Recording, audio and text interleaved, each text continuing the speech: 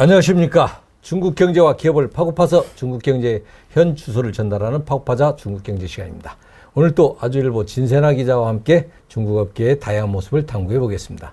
안녕하십니까. 안녕하십니까. 아주일보 진세나입니다. 반갑습니다. 예, 2024년 파고파자 중국 경제 첫 방송인데요. 우선 시청자 여러분께 새해 인사 말씀드리겠습니다. 새해 복 많이 받으세요. 해가 바뀌는 사이 중국 증시 상황은 어떻게 변해가고 있습니까?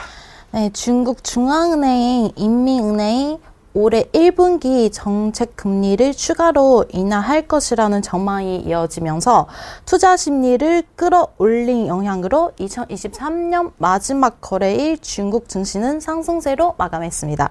그중 IT 장비, 인터넷, 반도체 등 업종이 강세를 보였고 항공운수와 공항 관련주는 새해 연휴를 앞둔 관망세 속 약세를 보였습니다. 예, 그리고 중국 제조업 동향을 나타내는 12월 제조업 구매 관리자 지수 PMI도 지난해 마지막 날에 공개되면서 어제 증시에 악재로 작용했다는 얘기가 들리던데 어떻습니까?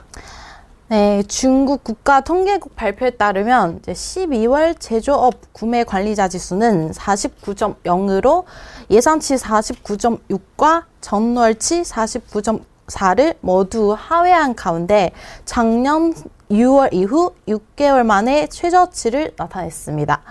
수요 부진과 부동산 경기 악화 등이 겹치며 경기를 짓누르는 양상으로 보입니다. 예, 잘하겠습니다. 이상은 이번 주 중국 경제 상황이었고 지금부터는 중국 기업을 소개할 시간인데 오늘 소개할 기업은 어떤 기업입니까?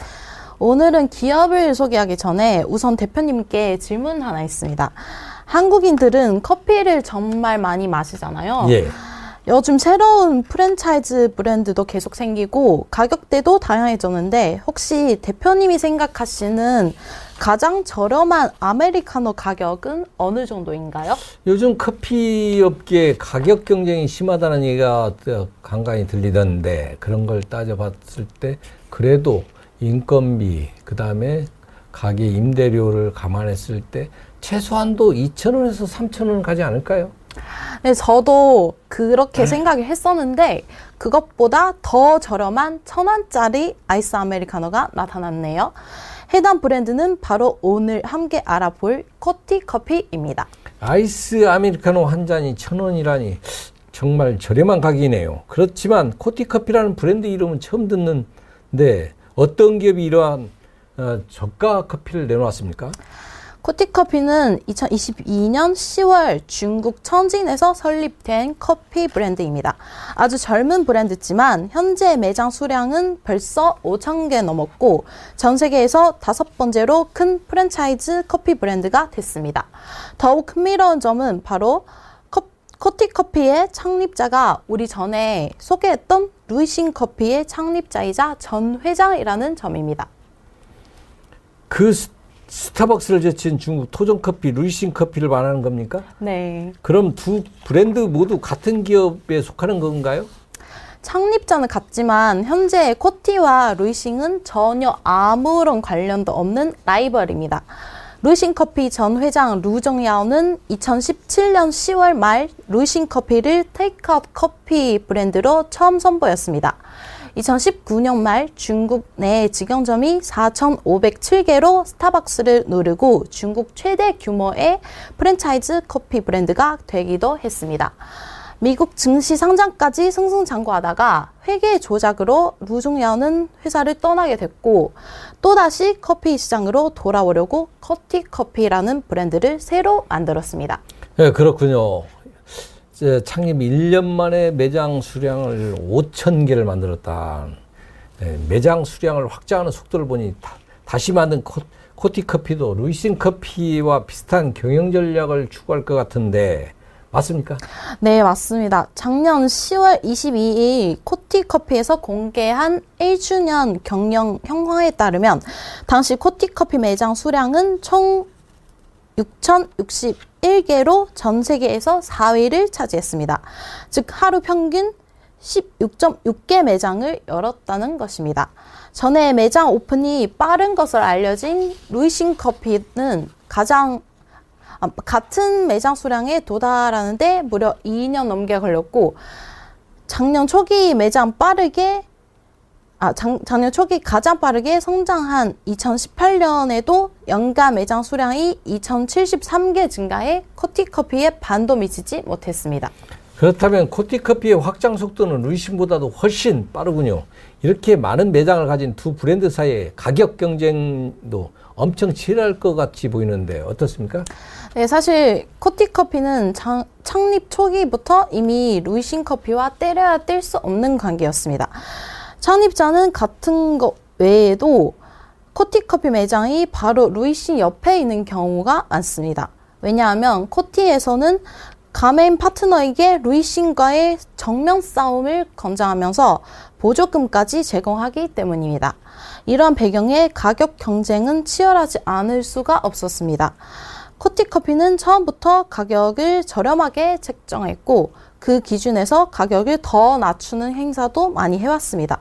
여름 아이스 시즌에 매일 9.9위안 한화 약 1,800원 이벤트를 진행했고 아르헨티나 축구 국가대표팀 글로벌 협찬사가 됐다는 공식 발표했을 때도 모든 음료를 1위안 한화 180원으로 판매하기도 했습니다.